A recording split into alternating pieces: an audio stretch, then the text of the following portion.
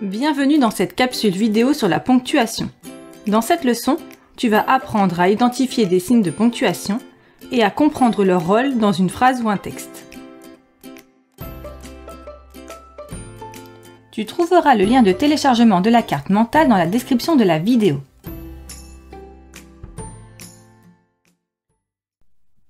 Avant de nous pencher sur les signes de ponctuation placés en fin de phrase, puis ceux placés en milieu de phrase, voyons d'abord ce qu'est la ponctuation.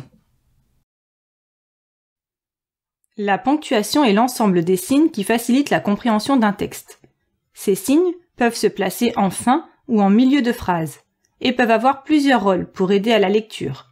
Ils permettent notamment de séparer les phrases afin d'organiser les idées dans un texte, de faire des pauses pour respirer au sein d'une phrase ou d'un texte, ou de donner le ton pour mieux comprendre l'intention d'une phrase.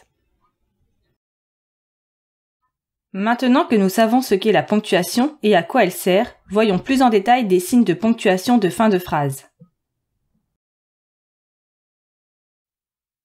Commençons par le point. On le place à la fin d'une phrase déclarative, qui donne une information, ou d'une phrase impérative, qui donne un conseil ou un ordre. Il indique que l'on doit baisser le ton à la fin de la phrase. Par exemple, cette phrase se terminant par un point. Il faut la prononcer « Ta sœur a 6 ans ». Ma voix devient plus grave sur le dernier mot. J'ai bien baissé le ton à la fin. De même pour cette phrase. Qu'il faut prononcer « Reste ici ». Étudions ensuite le point d'interrogation. Il se trouve à la fin d'une phrase interrogative, qui pose une question. Contrairement au point, le point d'interrogation indique que le ton doit monter à la fin de la phrase. Voyons un exemple. Cette phrase se finit par un point d'interrogation.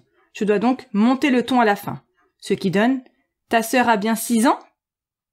Ma voix est bien devenue plus aiguë sur le dernier mot. Enfin, voyons le point d'exclamation. Il termine une phrase exclamative, qui exprime une émotion ou donne un ordre. Dans cette forme de phrase, le ton doit être haut, tout au long de la phrase.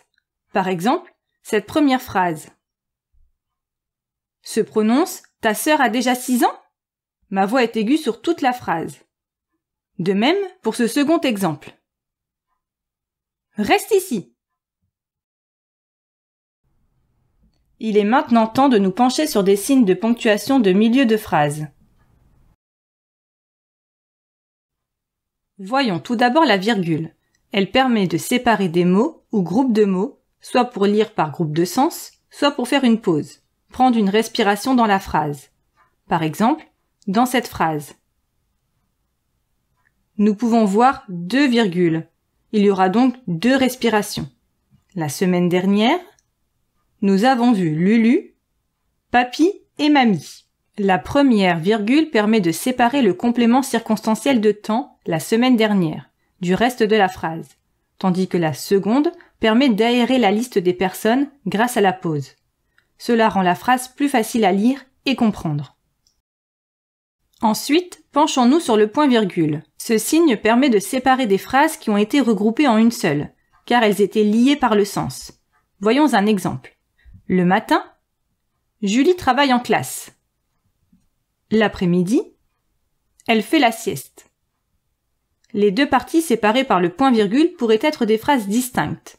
Mais comme elles parlent toutes les deux de l'emploi du temps de Julie, on les a regroupées en une seule. Le point-virgule permet de faire une pause plus importante qu'une virgule simple. Enfin, étudions les 2 points. Ils permettent d'introduire plusieurs éléments dans une phrase, soit une énumération, c'est-à-dire une liste, soit une prise de parole, comme un dialogue, ou encore une explication, qui permet d'apporter des détails. Dans l'exemple suivant, je mangerai 3 fruits. Une pomme, une poire et une banane. Les 2 points permettent d'introduire une liste qui va détailler les 3 fruits mentionnés, à savoir une pomme, puis une poire et enfin une banane. Et voilà, dans cette capsule vidéo, tu as appris à identifier 3 signes de ponctuation de fin de phrase et 3 signes de ponctuation de milieu de phrase. Tu connais également leur rôle dans une phrase ou un texte. N'oublie pas de télécharger la carte mentale associée à cette leçon. Le lien de téléchargement se trouve dans la description de cette vidéo. Tu trouveras aussi de nombreuses fiches d'exercices et des quiz pour t'entraîner. À bientôt!